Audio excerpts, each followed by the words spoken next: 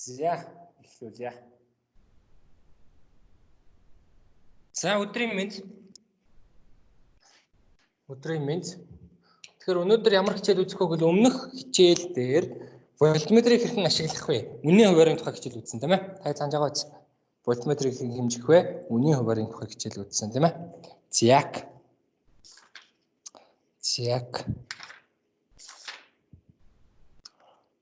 За тэрэн дээр нэмээд вольтметруудын зэрэгцээ холбоотой тухай чанарыг үзсэн байх гэж санагдаад ах юм.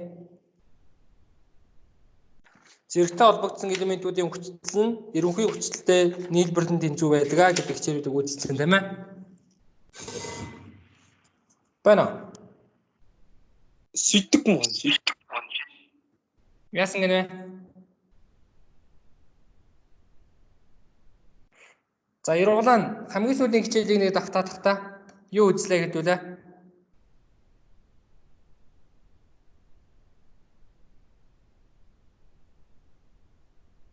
Зэрэгтэй холболтон дээр хүчил яаж ноогдох юм бэ тийм л. За зөв зэрэгцээ холболтууд дээр хүчил хэрхэн оногдох вэ? Нийлбэр нь юу та тэнцүү вэ гэдгийг үзсэн тийм ээ. За тэгвэл өнөөдөр хамгийн түрүүнд юу хийх вэ гэвэл тэр хичээлийг сэргэн санаадах юм заяа. За тэр хичээлийг сэргэн саная. За энд та дэлгэц сонгоосон бах гэж найдаж байна. Туршилтын дэлгэц. За эдгээр эхлээд нэг туршилт хийж үзнэ. За энэ дэлгэц дээр юу хийх вэ? Багш нь зэрэгцээ хоёр чийлэнг холбоод тэр эднэр дээр унж байгаа хүчлүүдийг хэмжиж үзнэ заяа. За өнөөдөр тэгээ эхлэе. За эндээс багш нэг чид авъя. За нэг чидийг сонгож авлаа. За энд тавьчих. За дахиад нэг чидийг сонгож авна. За тэрийг доор нь тавих хэрэгтэй тийм ээ. Зэрэгцээ холболт гэдэг маань юу вэ? За эндээс нэг утас гарлаа. За эндээс дахиад нэг утас гарна тийм ээ. За энэ хоёр утсыг бий яах ёстой вэ? Хооронд нь холбох ёстой мөн үү? За нөгөө талаас нь тоотлын хоёр цэгийн хооронд нь бас холбох ёстой мөн үү?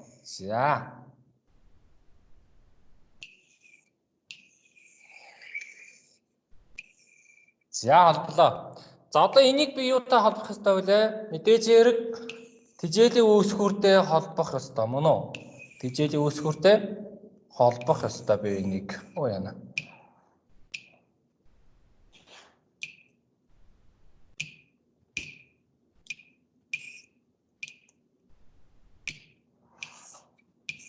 За тижээлийн үүсгүүртэй холбох ёстой.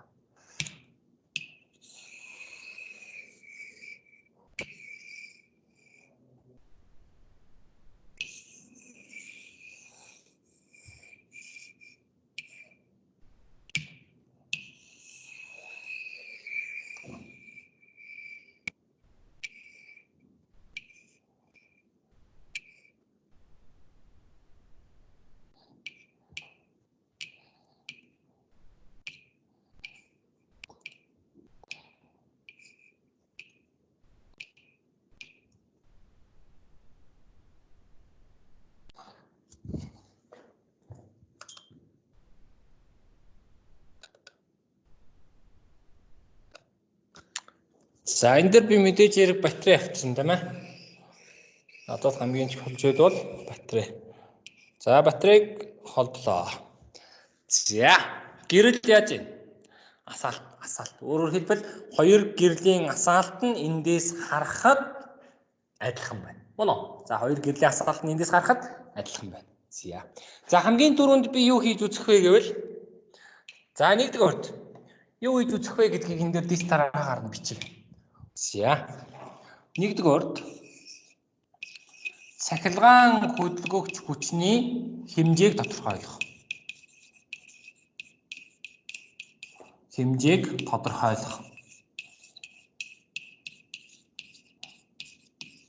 За энэ бол миний хамгийн нэгдүгээр хийх ёстой үйлдэл. За хоёрдугаарт чийдэн тус бүрд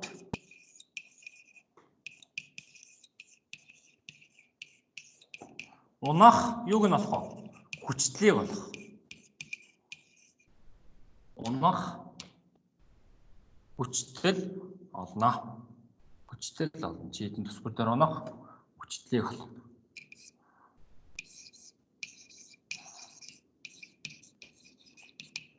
За дараа нь яах вэ гэвэл 3 дугаар. За ерөнхий хүчтэй гэдэг маань буюу за 3 дугаар өмнөх хичээлээр үзсэн зүйлийг батлах гэдэг.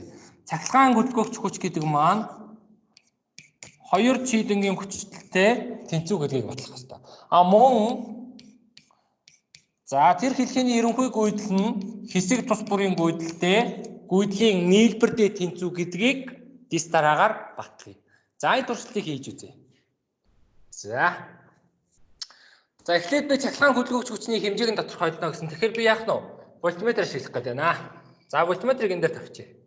За вольтметрийн баруун утсан энэ дээр. За нөгөөх нь энд аваад ирнэ. За хэдэн вольтыг зааж байна? Хэдэн вольтыг зааж байна? За хэдэн вольтыг зааж байна? За мэдээж хэрэгтэнд за 9 вольт гинэ. За тэгвэл за энэ дээр ажлын хуудас нээч. За нэгдүгээрт цахилгаан хөдөлгөөгч хүчний хэмжээ нь 9 вольт байна. За 9 вольт байна тийм ээ. За 2 дугаар ажиллаа. За 2 дугаар дистрал. За 2 дахь үргэлжлүүлье. За 2 дугаарт яана гэлээ? 2 дугаар чийдэн тус бүр дунах хүчлийг олно гэсэн. За тэгвэл би яана гэсэн үг үү? За U1 болон U2-ыг хэмжиж үзэх нэ дээ. За хэмжиж үзье. За вольтметрийн байж иг. За вольтметрийн 2 утсыг яах вэ? За нэг нь энд нөгөөх нь энэ цэг дээр аваач тийм ээ. За энэ цэг дээр аваач. За энэ цэг дээр аваач. 8 бүхэл 1999 гэж байна тийм ээ. За 8999 вольт. За одоо нөгөөх нь хэмжиж үзье. Одоо нөгөөх нь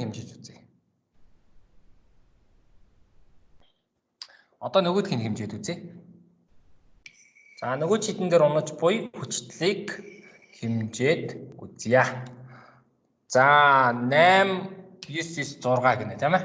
За U2 тэнцүү 8996 вольт. За тэгэхээр энэ хоёр ойролцоо төстэй байна. За тэгвэл эндээс баталгаа нь харагдаж байгаа үст. Өөрөөр хэлбэл туршилтын үр дүнд ойролцоогоор тэнцүү байна тийм ээ. За энд 0.017, энд 0.4 гэсэн алдагдал зөрүү гарч ийн тийм үү? За тэгэхээр энэ бол зэрэгцээ холбогдсон элементүүдээр унах хүчтэй тэнцүү байдгаа гэдгийн баталгаа нь үнэн байна. За дөрөвдүгээр үйлдэл. За дөрөвдүгээр үйлдэл яа гэсэн? За дөрөвдүгээр үйлдэл дээр ерөнхий гүйдэл нь 2 хэсгийн гүйдэлтэй нийлбэртэй тэнцүү гэсэн. За тэгвэл би вольтметрийг авчи. За вольтметрийг авчи.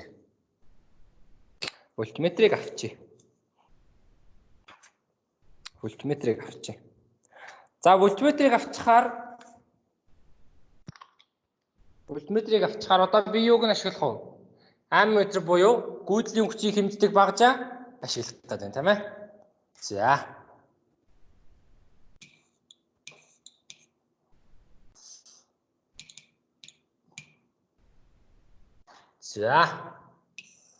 За энийг аваачаад за ерөнхий гүйдлийг хэмжиж байна.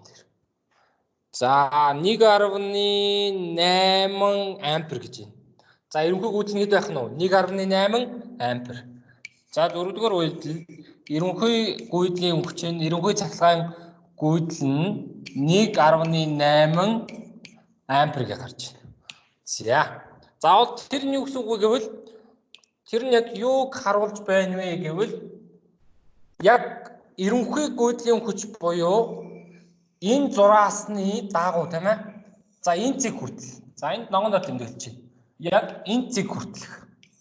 Энэ цэг хүртэлхэд явна гэсэн үг. Энүүгээр 1.8 ампер гүйдлийн хүч орж ирж байна гэсэн үг. За одоо асуулт. Энэ цэгээс яах вэ гэсэн нэг асуулт байна.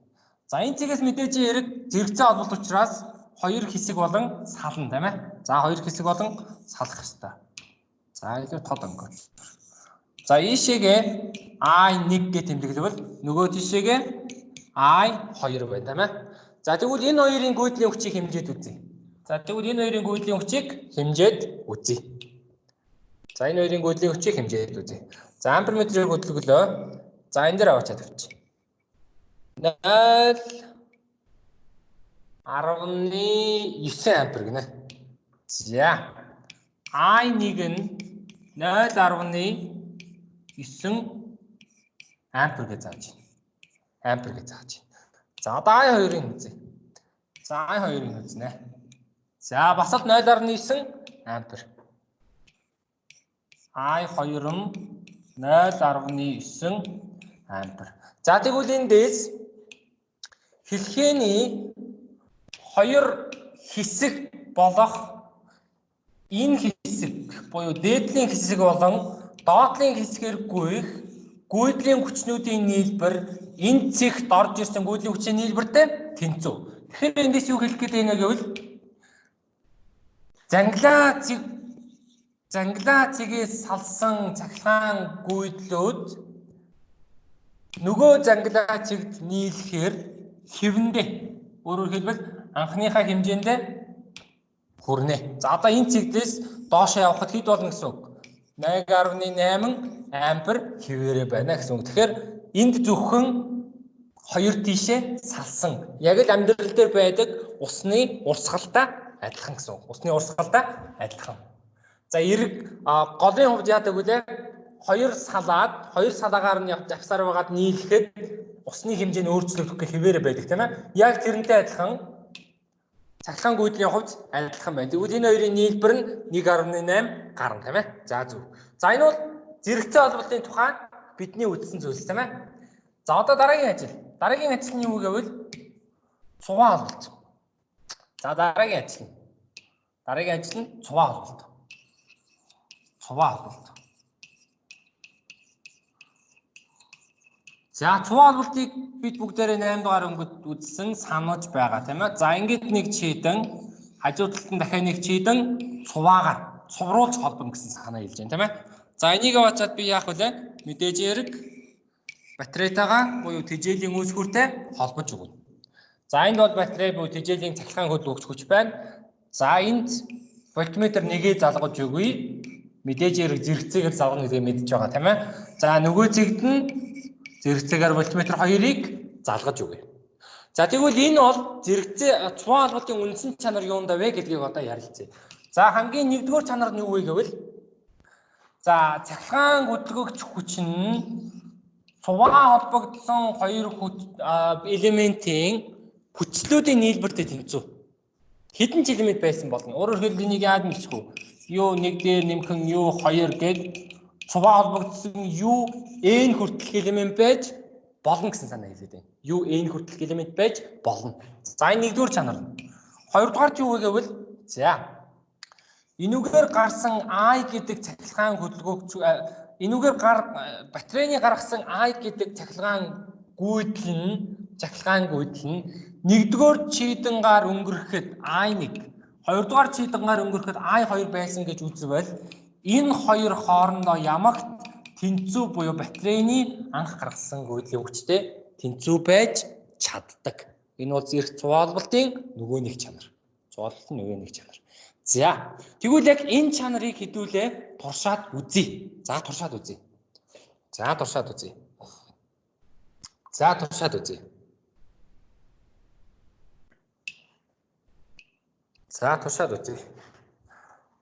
За энэс багш нар сэтэлжээ.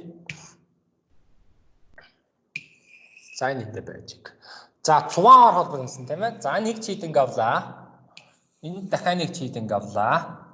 За энэ хоёрыг би яаж холбоно гэлээ? Цуваагаар холбоно гэсэн тийм ээ. За цуваагаар холбоно гэсэн учраас би яах вэ? Энэ үзүүрийн энтэй нийлүүлнэ. Сая яагаад байлаа? Сая хийхдээ сая болохоор сая яагаад байлаа? За саяных зургийг үзэхэд саяных зурган дээр юм байсан тийм ээ. Саяных зурган дээр энэ цэгийг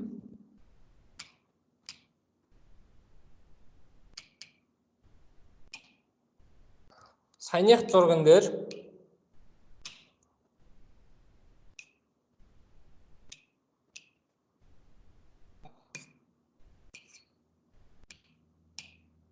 за саяных зурган дээр яаж исэн бэ гэвэл энэ цэгийг энэ цэгтэй нийлүүлж исэн тийм ээ. Яагаад гэвэл энэ хоёр чинь зэрэгцээ холболцсон.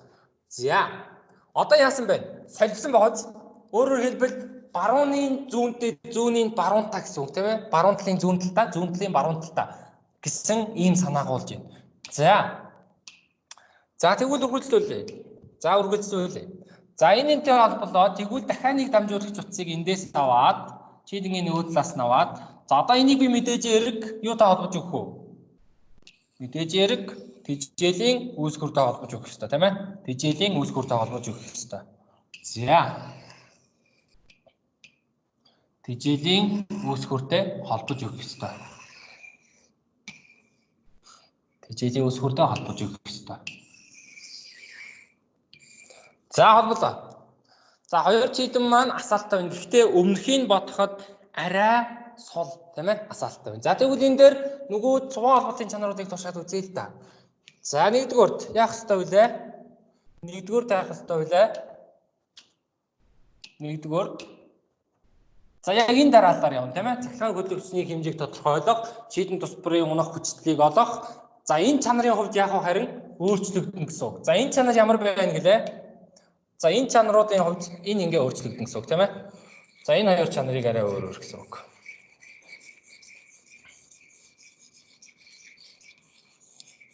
За энэ хоёр чанар яах вэ гэвэл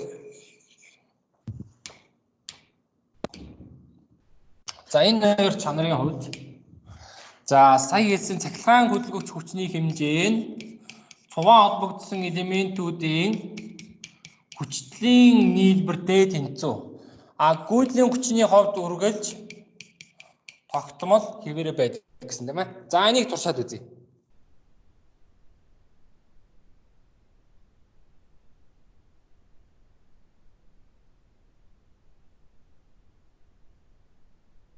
Цахилгаан хөдөлгөгч хүчний хэмжээг тодорхойлж. За 9 вольт.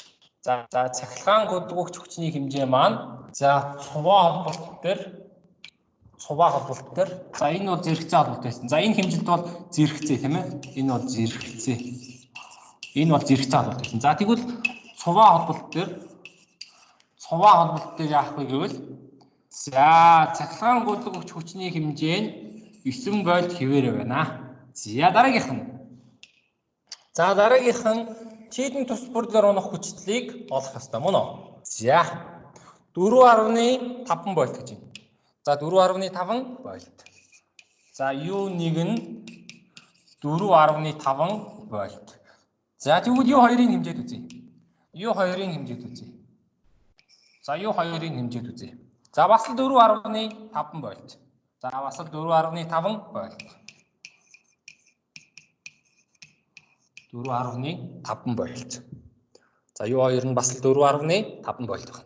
За 3 дугаард гүйдлийн хүчний хэмжээнүүдийг энэ хоёрын нийлбэр гэдгийг батлах хэрэгтэй тийм ээ. За тэгвэл эндээс харахад ч батлагдж байгаа U1 дээр нэмхэн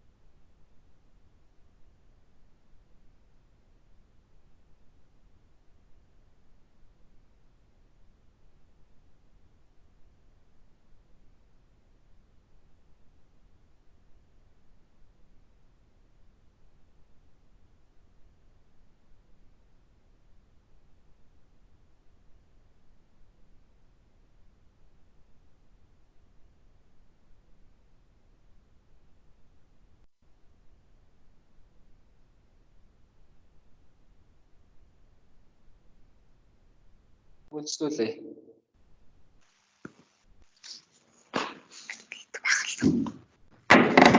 Байна. Миний компьютерний юу сүлжээ унчих шиг байна. За багш нь үргэлжлүүлжээ.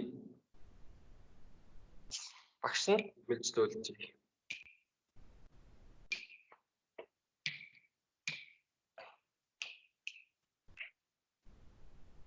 За. За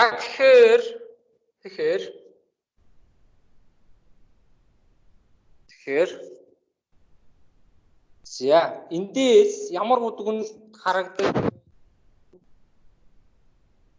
болохоор байна гэвэл за энэ баталгаа нь бол харагдсан тийм ээ 4.5 дээр 4.5-ыг нэмээд 9 болт. За дөрөвдүгээрт за энэгээр гүйж байгаа гүйдлийн хүчийг хэмжих ёстой тийм ээ. За гүйдлийн хүчийг за ерөнхий гүйдлийн хүчийг хэмжээ 0.145 ампер гинэ.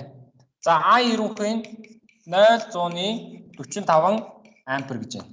За одоо I1-ийг хэмжээд үзье. Буюу энэ чидэнгийн хажуугаар өнгөрж байгаа гүйдлийн хүчийг хэмжээд үзье. За бас л 0.45 ампер байна. За I1-ийг бас л 0.45 ампер байна. За I2 буюу энэ чидэнгийн хажуугаар өнгөрж байгаа гүйдэл нь бас л 0.45 ампер.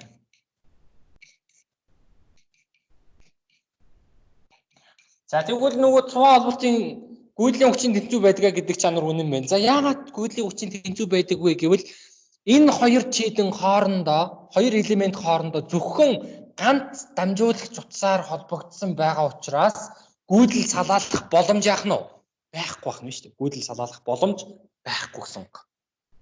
Гүйдэл салаалах боломж байхгүй гэсэн үг. За тэгэхээр өнөөдрийн хичээлийг ойлгосон уу?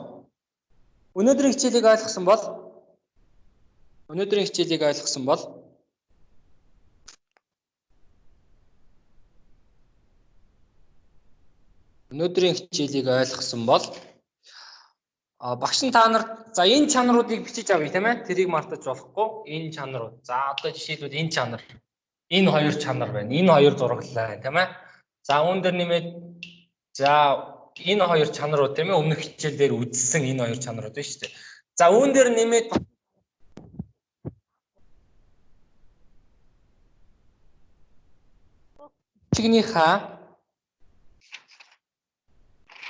сурах бичигнийхаа 104-өөс 106 хүртэл унших.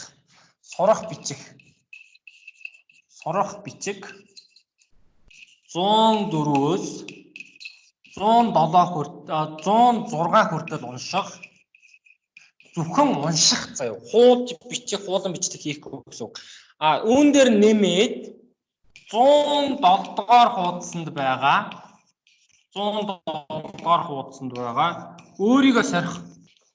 өөрийгөө сориорой дасгалыг Багшаа. Өөрийгөө сориорой дасгалыг хийгээрэй. За яасан. Та нөө сая тэмдэглэж авах гэсэн юмнуудаа эхнээс нь дахиад явуулж болох уу? За багш нь яг одоо скриншот хийгээд явуулаад өгье заяа. Энэ групп дээр хичээл дуусны дараа багш нь групп дээр явуулаад өгье. Яг номноос унших хийх даалгавар чинь энд байна шүү. Харсан уу? Номноос унших хийх даалгавар чинь энд байна шүү. За номноос унших даалгавар чинь энд байна. За анхаарал хандуулсанд баярлалаа. Хичээл дууслаа.